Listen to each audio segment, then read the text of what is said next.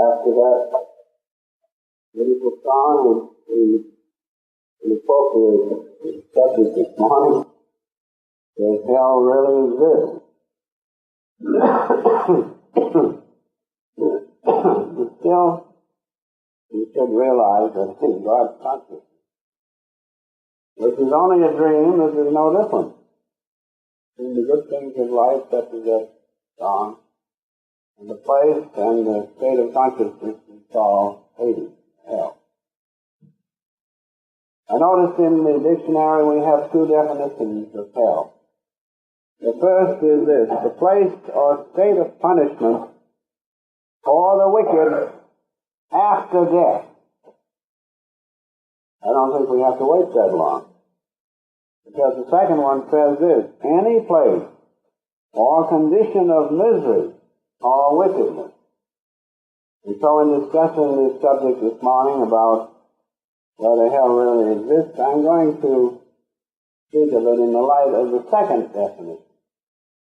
That hell is really any place or condition of misery or wickedness. Before I am finished, I will say a word or two about the place the wicked go after death. So let us approach the subject in a practical way, in a pragmatic way, and we must realize, if we do it that way, that hell is a state of consciousness, and that state of consciousness can exist right here and now. We do not have to wait until we're through with this plane. In fact, under certain conditions, I doubt if it can be any worse. So hell, let us say, is a state of consciousness. Now, this state of consciousness can exist and does exist in three realms. That's the important thing to understand. It exists in the outward realm of waking consciousness, physical consciousness. It exists in the subtle or astral consciousness within, and it exists in the causal consciousness, or the mental consciousness that produces the astral and the physical. So don't think that hell exists only in outward consciousness. No, that is not so. We can illustrate this easily by taking a condition of pain, severe pain, excruciating pain in physical consciousness. Those who have that know that there cannot be any worse hell than that, right here in this consciousness. So hell can exist and does exist in physical or outward consciousness. Now you go within the astral realm, and you have had, I'm sure, certain nightmares and dreams wherein you saw those things right before you. You felt the pain, you had the fear,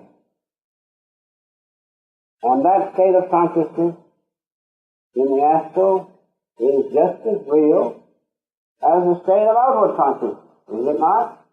You look back to the nightmares you had, or the terrific dreams that were disagreeable, hellish in nature, so to speak. So hell exists.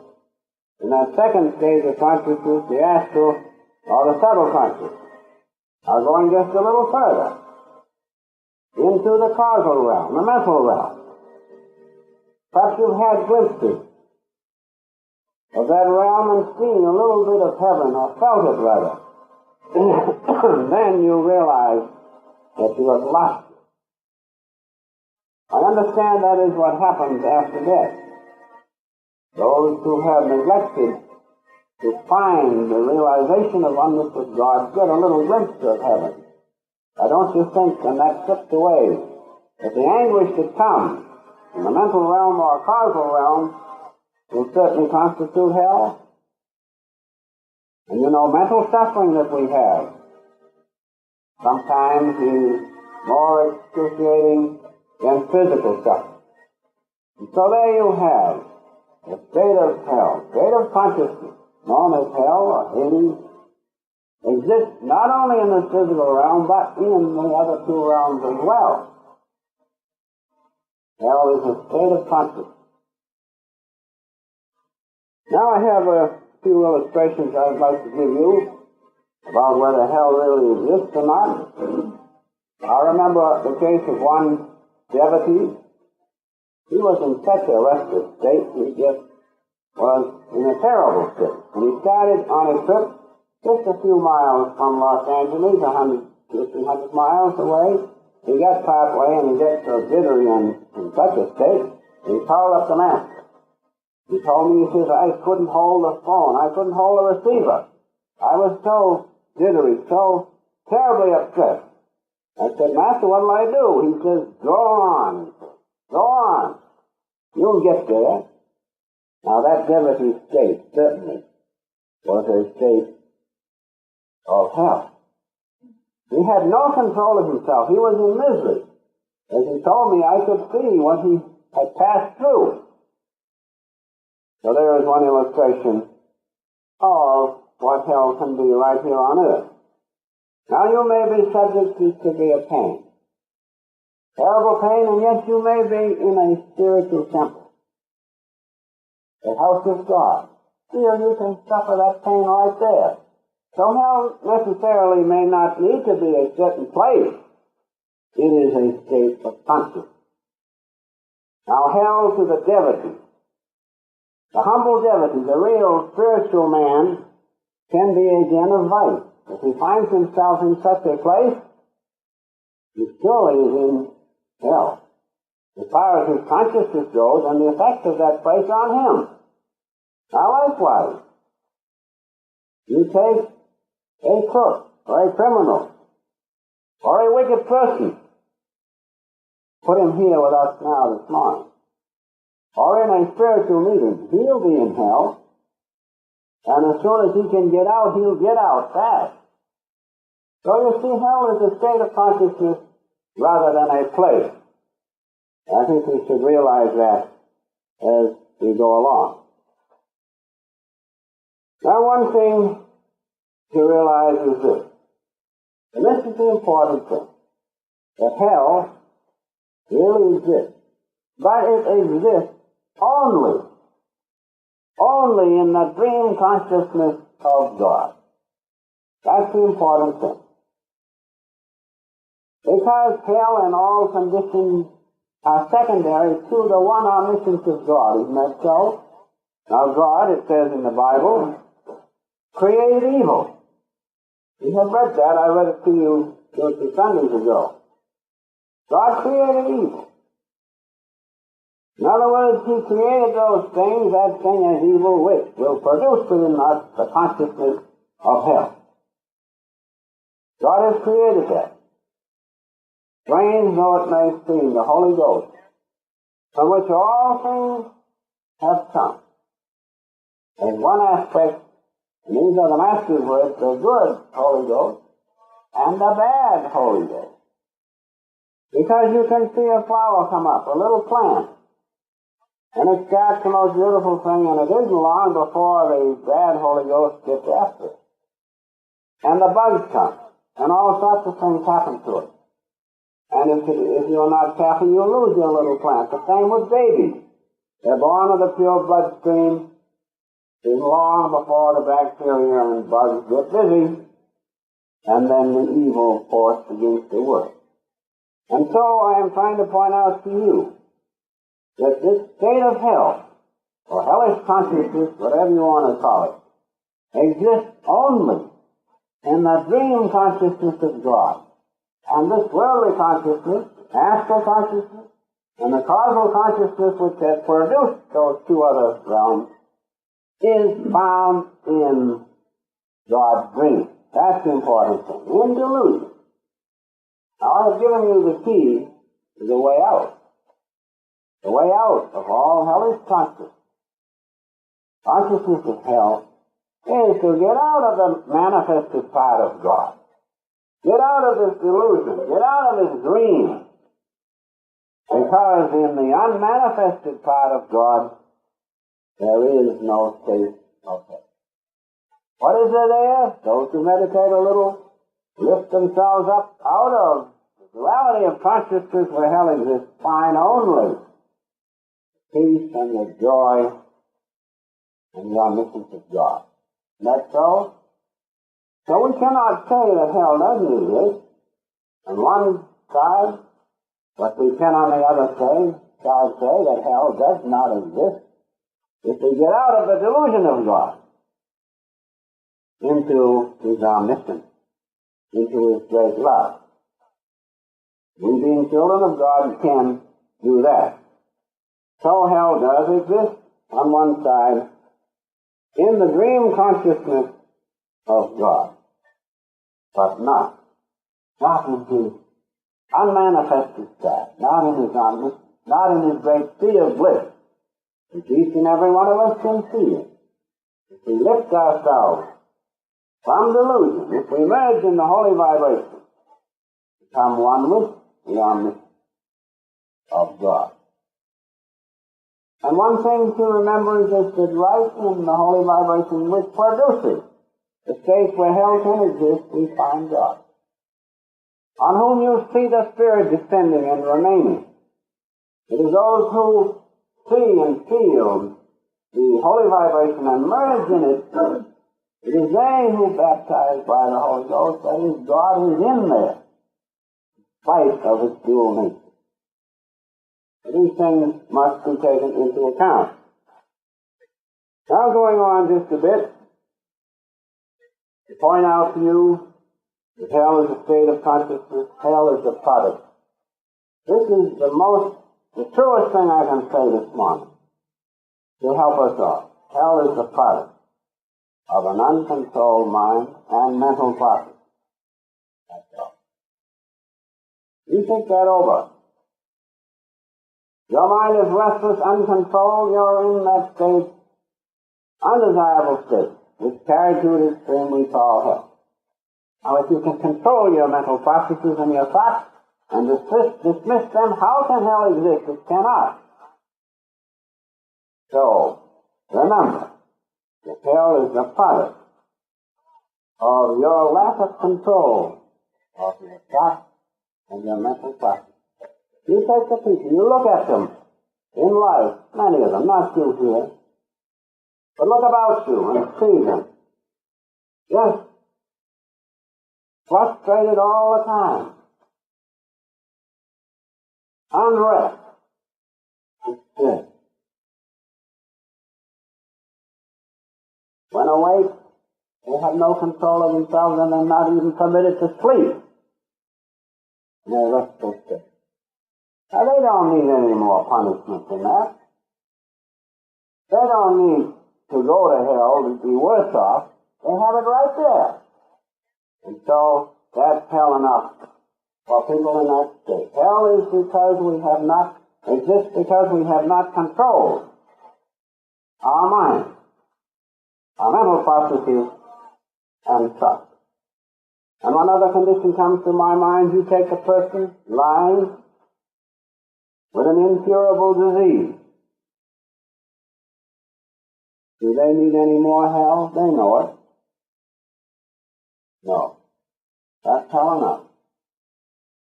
So you can see hell can exist right here on this earth. Now let us discuss the first definition we started with. Hell is a place or state of punishment for the wicked after death. Because many have that conception that hell is a place, which you only get into after you've come through this place. No, we have enough of it right here. You don't have to go there. But still that place exists. So let us discuss this a little bit about the states of consciousness after death. This is very interesting. There are two classes of people I have told you before, the yogis, saints, and devils. That's one great class of people. After death they have a certain consciousness. Because they have become used to the eternal consciousness within while living on this plane. And so they can retain that consciousness. The other great class of people are those who are left. We have classed them as the moralists, worldly people, and wicked people. Now, they, having not given any time to God on this side while they were here in this life, naturally cannot have a conscious state after death. They cannot have that. The yogis, saints, and devotees have the Om consciousness and higher consciousness after death. But these other people do not have that, because they have not made it their own in this life. The moralist may be 100% good, like Luke, but that does not mean he knows God or eternal consciousness. The worldly person, as I remember one in a thousand is conscious after death. The moralist, once in a while is conscious. Very few, even though they're fairly good. But the first commandment is to know God. To seek and know God first. Then you'll be conscious after death. Now we come to the wicked people. The wicked people naturally, being engrossed in what? They're engrossed in sensation, following the senses, passion. Everything grows, aren't they? How can they have any spiritual consciousness after death? No. But there is this one thing you must remember. In the yogis, saints, and devotees, the depth of their realization of Christ consciousness determines the length of time and the depth of their consciousness after death. Is that clear? If you meditate deeply and contact God in this life, after death you will have a conscious existence for a deeper state and for a longer time. Now, likewise, the wicked people, really wicked people who use their will, organize it to do wrong, they have a strong consciousness of wickedness, don't they? A gross consciousness. So, after death, when they feel the body slipping away, they have been so engrossed in that body, so attached to the passions and sensations that they can't get out of it. They're held to it. And so, after death, for quite a while, they are plagued by nightmares, dreams, and they are in a very restless condition. Now the yogis, saints, and devotees have a conscious state after death. The worldly people, moralists, although they do not have a conscious state, they have a semi-conscious state, but it is blissful and peaceful. Just like when you have a good night's sleep. You know you've had a good night's sleep, you wake up in the morning, and you feel that you've had a restful sleep. That is what happens to the worldly people, moralists, and so forth. But the wicked people, when they pass into that unconscious or semi-conscious state, it is not filled with bliss. It is not as the worldly people have a solace, a respite from this world of delusion. No. Their semi-conscious state is restless. And we can liken it to a restless night of sleep. You wake up in the morning, and you're tired, you're restless. You knew you did not sleep well. So that is the state of the wicked people after death. They called hell. They are so attached to the gross vibrations of this earth and worldly things that they are plagued after death. They can't get away from it. They wanted it so bad, they get it. They have it in the form of nightmares, dreams, and restless, horrific restlessness. They cannot get out of it. So that is the state of hell that is spoken of mostly in the third view as the state after death, where the wicked go. Now going on to conclusion, just a little more about this state after death. You have seen balloons, haven't you? How you let them go according to the rarefied contents of the balloon, it'll sink a certain level. Now, the wicked people sink a certain level due to the grossness of their consciousness. And their balloons hover close to the earth. The gravity is such. It is so gross that they are held close to the earth. And of course there we find other spirits, souls of the same quality, same grossness. Now the worldly people are much better off. Their consciousness is not so gross. So their balloon of soul, so to speak, rises to a little higher level. And there in their semi-conscious state they mix with others of like nature. The moralists having a rarer, subtle consciousness, so to speak, rise to a different level. A higher level. The yogis, saints and devotees, who have realized their oneness with God to varying extents, from just a realization of the own vibration to full conscious realization of the omniscience of God, they rise to the higher free state, practically free from the gross vibrations of the earth. So remember the illustration which the Master used to give about the balloon. According to the grossness of the soul, it's a certain level from gross attachment to earthly things to full freedom in the omniscience of God. Now in that lower realm, close to the earth, you will find the region known as hell. And so we will conclude by saying, yes, hell does exist. Hell does exist. Or those states of consciousness of which I have just referred. If we are attached to or remain in the consciousness of God's Spirit, that's important. Hell does and will exist as long as you stay in that consciousness alone of God's Spirit.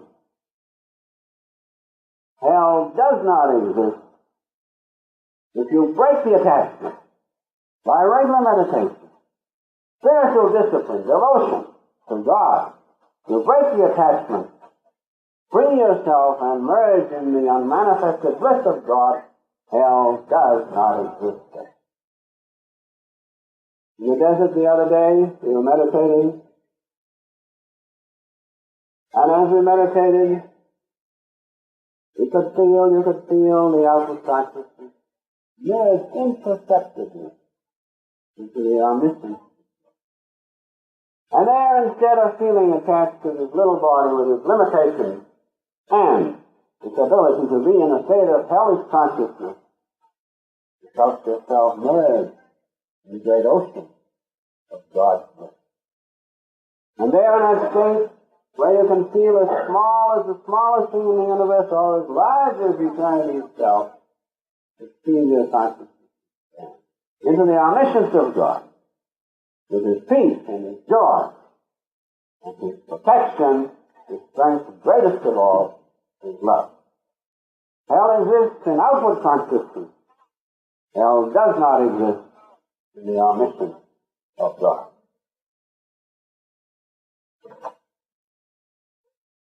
Let us sit just for a moment.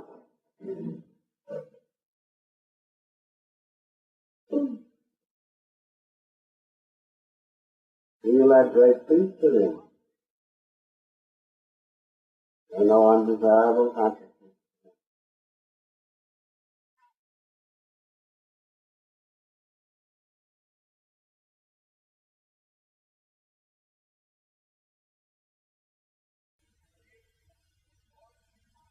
Heavenly Father, help us to realize the play of Thy life, Thy drama of life, and to escape into Thy love and Thy omniscience. Thy light and thy love. Help us. To take this realization with us in every action.